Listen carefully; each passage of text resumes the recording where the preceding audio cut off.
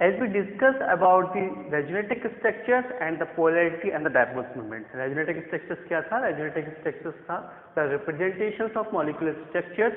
Alright, molecular structures को 2 या 2 से 3 steps में हम उसको represent कर सकते हैं. In the resonance structures, there is a delocalization of electronic charge, है ना? इसके अंतर्गत इलेक्ट्रॉन से चार्ज जो है वो हमारा क्या करता है? रोटेट करता है. जैसे हमने स्टडी किया ओजोन के लिए, O3 के मॉलिक्यूल्स के लिए, and we have considered carbonate ions CO3 2 negatives के बारे में. And after that we have discussed about the polarity. Polarity में हम लोगों ने डिस्कस किया है कि पोलैरिटी में जो मॉलिक्यूल्स होते हैं ड्यू टू द इलेक्ट्रोनेगेटिव्स की वजह से, कोई हेटेरो एटम्स होता है जिसमें हमारा इलेक्ट्रोनेगेटिव डिफरेंस की वजह से पोल्स क्रिएट होते हैं, तो उसकी वजह से इलेक्ट्रॉनिक डेंसिटी होती है वो शिफ्ट होती है टुवार्ड्स की इलेक्ट्रोनेगेटिव एटम्स की वजह से, जिसकी वजह से उस कोवेलेंट कैरेक्टर के अंतर्गत एक हमारी पोलैरिटी डेवलप हो जाती है. तो उस टर्म्स को हम पोलराइजेशंस बोलते हैं.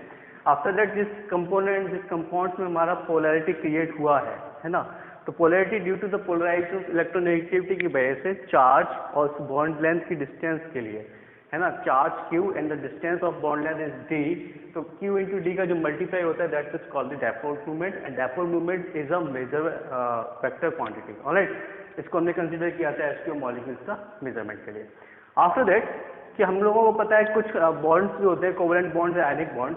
तो कोई भी covalent bond complete covalent bond नहीं होता, there is some characters of ionic bond. इसी प्रकार से सारे आयनिक बॉन्ड जो होते हैं प्योरली आयनिक बॉन्ड ही होते हैं, there is a some presence of covalent characters. ठीक है, तो उसके लिए एक पजांस रूल है जिसमें उन्होंने प्रेडिक्ट किया था, कुछ पोस्टुलेट्स दिए थे जिसके आधार पे कोवेलेंट कैरेक्टर्स जो होता है वो कितना मैक्सिमम हो सकता है. तो कोवेलेंट कैरेक्टर्स को मेजर करने के लिए, आइडेंटिफाई करने के लिए कि सबसे ज्यादा मैक्सिमम कोवेलेंट कैरेक्टर कहाँ होगा, किसमें होगा, उसके लिए पजांस रूल दे रखा है. Alright, it is very important. कभी कभी पूछ लेते हैं पजांस रूल्स क्या है, दैट इज स्टेटमेंट. और इसी कोवेलेंट कैरेक्टर्स को जब ऑर्गेनिक केमिस्ट्री के अंदर कंसीडर करते हैं तो एक कोवेलेंट कैरेक्टर के आधार पे ही कुछ हमारे रिएक्शंस भी हैं. तो उसके लिए हम कंसीडर कर रहे हैं पजांस रूल के लिए. तो हमें पता है कोई भी कोवेलेंट बॉन्ड का फॉर्मेशन होता है, there is sharing of electrons की वजह से वहां पे हमारा कोवेलेंट बॉन्ड का फॉर्मेशन होता है.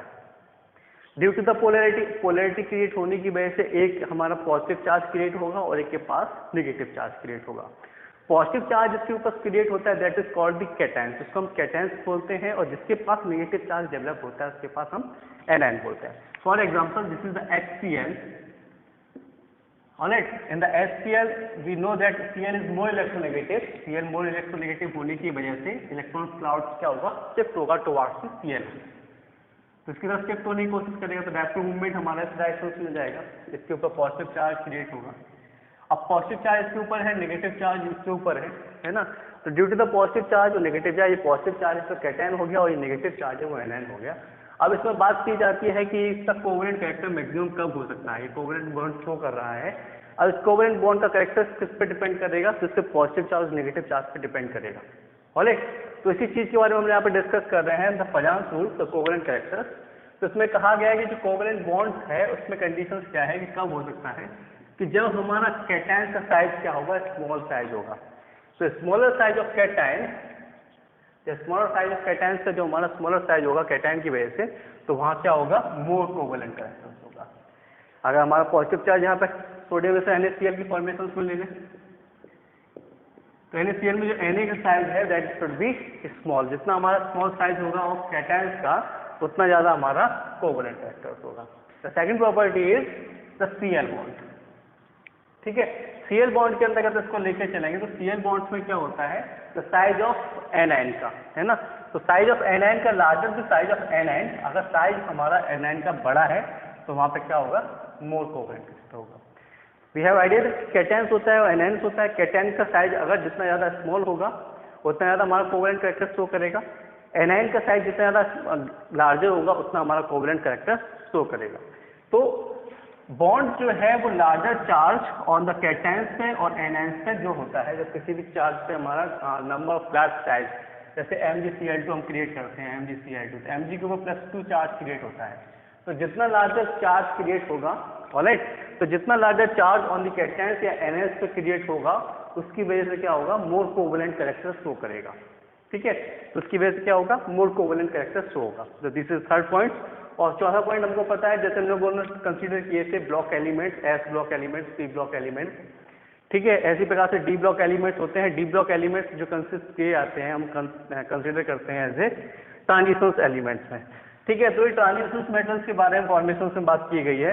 तो जो हमारे ट्रांजिशंस मेटल्स के साथ जो फॉर्मेशंस करता है ना, ट्रांजिशंस मेटल्स के जो कैटायंस फॉर्मेशंस करता है, वो क्या करते हैं, मोर कोवेलेंट कैरेक्टर्स को शो करते हैं। तो this is the Fajans rule based on the polarity, जो हमारे पोलैरिटी पे डेवलप है। पोलैरिटी का मतलब यहाँ पे है कि कैटायंस और नेगेटिव आयंस जनरेट होते हैं। जितना स्मॉल साइज ऑफ कैटायन होगा उतना ज्यादा कोवेलेंट कैरेक्टर होगा, जितना ज्यादा लार्जेस्ट साइज ऑफ एनायन होगा उतना ज्यादा हमारा कोवेलेंट कैरेक्टर शो करेगा। This is the Fajans rule. After the Fajans rules we have here discussed about the VSEPR theory, the valence shell electron pair repulsion theory. This is the first theory which is based on the valence shell electron pair. ठीक है, जो कि depend करती है हमारी valence shell के electrons पे। हम लोगों ने कंसिडर कर लिया है कि बेसिकली एटम्स क्या होते हैं, मॉलिक्यूल्स क्या होते हैं। अब मॉलिक्यूल्स का स्ट्रक्चर किस प्रकार से फॉर्मेशन होता है, this is the first theory. इससे पहले जो हम लोगों ने कंसिडर की थी the Lewis structure. Lewis structure is the representation of dot diagram, जिसके अंतर्गत we have consider a covalent bond. How it is a covalent bond is formation by the sharing of electrons, it is formation of covalent characters, covalent bond. अब covalent bonds में हम लोगों ने discuss किया था कि जो बॉन्ड्स का फॉर्मेशन हो रहा है ये चीज समझ में आ गई थी, बट उससे मॉलिक्यूल्स का स्ट्रक्चर किस प्रकार से डिटरमाइन होगा, तो shape of the molecules is not able to explain by the Lewis structures. Alright, तो this is the first theory जिसके आधार पर हम मॉलिक्यूल्स के स्ट्रक्चर्स को डिटेक्ट कर सकते हैं, आइडिया लगा सकते हैं। तो this is the VSEPR theory, valence shell electron pair repulsion theory. Basically कहती क्या है इसके अंतर्गत, इसके अंतर्गत जो होते हैं वैलेंस सेल्स के इलेक्ट्रॉन्स होते हैं दैट पार्टिसिपेट। तो जो हमारे पार्टिसिपेट कर रहे हैं ना बैलेंसिंग, है ना, जो हमारा बॉन्डिंग के अंतर्गत फॉर्मेशन कर रहे हैं वो हमारे बैलेंस सेल इलेक्ट्रॉन्स कहलाएंगे, जिसको हम बॉन्डिंग पेयर के नाम से जानते हैं। और उसके अलावा जो भी हमारे बचेंगे जो पार्टिसिपेट नहीं कर रहे हैं बॉन्डिंग में, तो that will consider as a lone pair, उसको हम कंसीडर करेंगे एज ए लॉन पेयर की फॉर्म में। ठीक है, तो इसमें सबसे पहला पॉइंट कहा गया है the shape of the molecule depend upon the number of balance cell electrons pair around the central atoms. तो सेंट्रल एटम्स के चारों तरफ जितने हमारे बैलेंस सेल के इलेक्ट्रॉन्स पेयर होंगे वो डिपेंड करेगा कि हमारा उसका शेप क्या है। ऑलराइट, तो किसी भी मॉलिक्यूल के शेप के लिए सबसे पहले जरूरी है कि उसके बैलेंस सेल के इलेक्ट्रॉन्स में कितने नंबर ऑफ इलेक्ट्रॉन्स का पेयर का फॉर्मेशन हो रहा है। The second one point is pair of electrons in the valence cell is repel each other. तो जो वैलेंस सेल के इलेक्ट्रॉन्स हैं वो क्या करेंगे, पहले तो नंबर ऑफ बैलेंस इलेक्ट्रॉन्स कितने हैं, पेयर उनका कितना है, फिर अगर उनका पेयर है तो पेयर में क्या करेंगे, वो इलेक्ट्रॉन्स का पेयर जो होगा वो क्या करेंगे, एक दूसरे को रिपेल करेंगे। ऑलराइट, तो रिपेल के लिए पोजीशंस क्या है कि वो रिपेल करने के लिए सबसे कहाँ पोजीशंस ऑक्यूपाई करेंगे। तो इसमें ये कहा गया है कि ये दिस पेयर जो हमारे बॉन्ड पेयर्स हैं, ऑलराइट, वो बॉन्ड पेयर क्या करेंगे, वो पोजीशंस ऑक्यूपाई करेंगे जहां पे हमारा मिनिमम रिपल्सन लगे।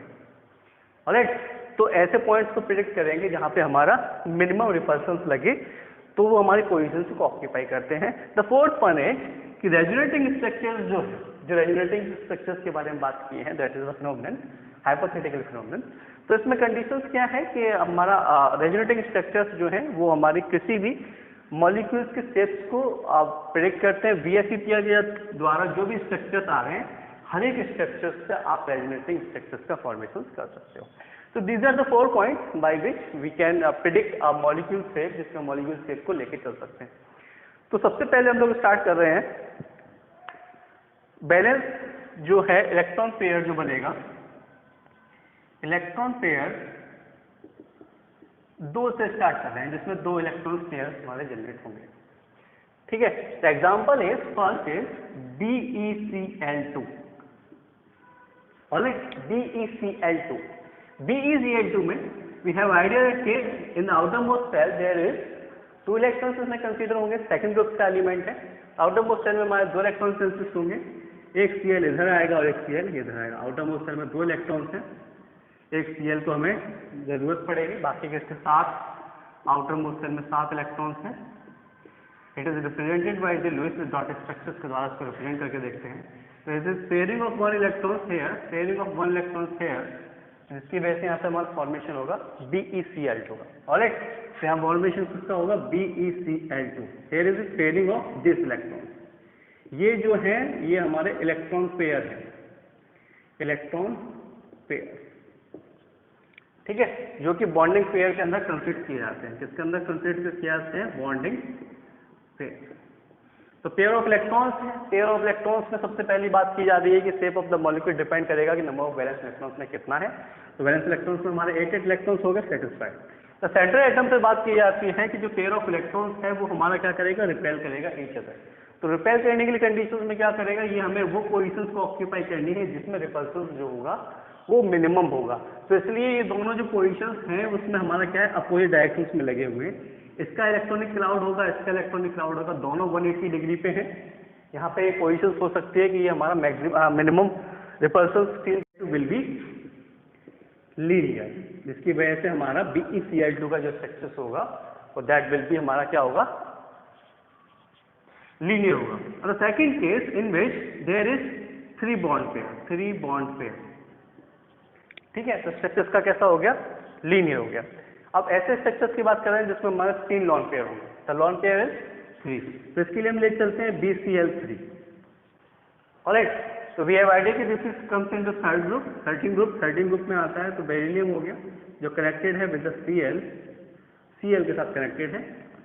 डॉट स्ट्रक्चर्स इसका बना सकते हैं, एक इसके साथ,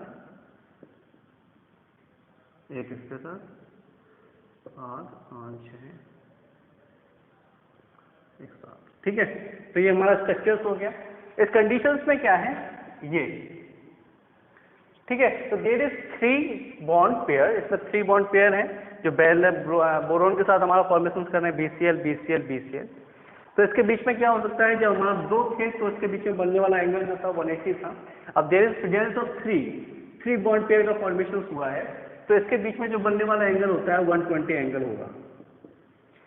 ऑलराइट, तो ये 120 एंगल्स होने की वजह से अगर एक सेम प्लेन में होंगे, अगर इसको कंपेयर किया जाए तो एक प्लेन में हो सकता है, ये हमारा एक प्लेन है, 3 कोने होंगे, तीनों कोनों पे हमारा Cl लगा हुआ है, B will be in the central, ये हमारा क्या होगा, सेंट्रल पोजीशंस में होगा, ठीक है। तो इसका स्ट्रक्चर क्या होगा, इसका structure will B trigonal planar, ठीक है। तो ये हमारा स्ट्रक्चर क्या होगा, trigonal planar will be structure का होगा। ऑलराइट, अब वी स्टार्ट। हमें क्या करना है, we have to consider that कि जिसके अंदर नंबर ऑफ 4 इलेक्ट्रॉन्स पेयर होंगे, ठीक है। नंबर ऑफ 4 इलेक्ट्रॉन्स पेयर के लिए कंडीशंस करते हैं, तो इसके लिए मॉलिक्यूल्स ले सकते हैं CH4। ऑलराइट, तो CH4 molecules in which the carbon is on the central position, central positions को होगा, कार्बन जो है सेंट्रल पोजीशंस को होगा हमारा। कार्बन सेंट्रल पोजीशंस को होने के साथ हाइड्रोजन भी अटैच, इसको हम इसके ऊपर से रिप्रेजेंट करें तो हाइड्रोजन ये हो गया, हाइड्रोजन ये हो गया, हाइड्रोजन ये हो गया।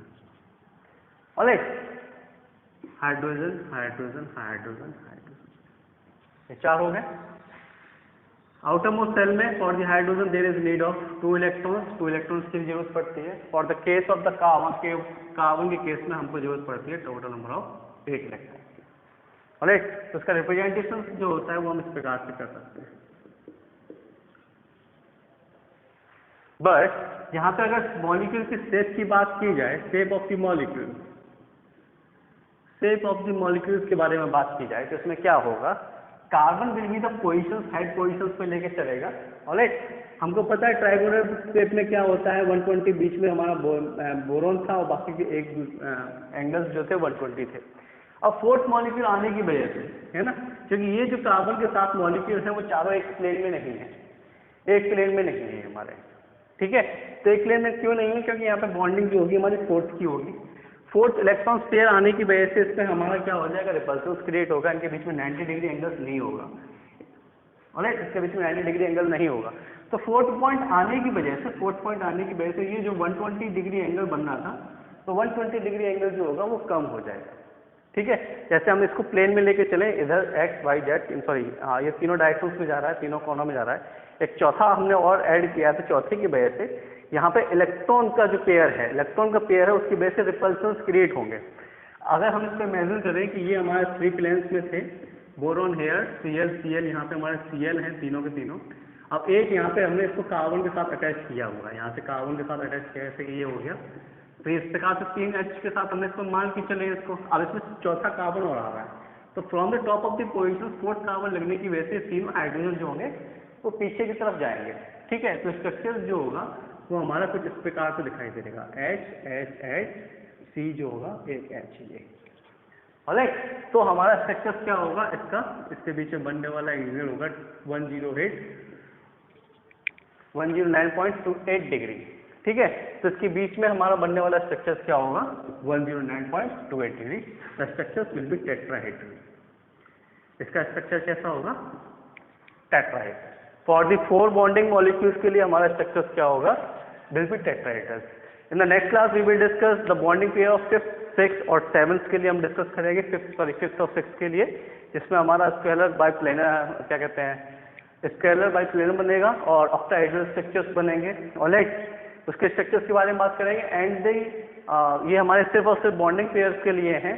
अब जब लॉन पेयर आएगा तो लॉन पेयर की वजह से उसमें क्या इफेक्ट पड़ेगा, ये जो है वो 2-वे रिप्रेजेंटेशन ऑफ शेप है। How to be represent 3 dimensional structures on A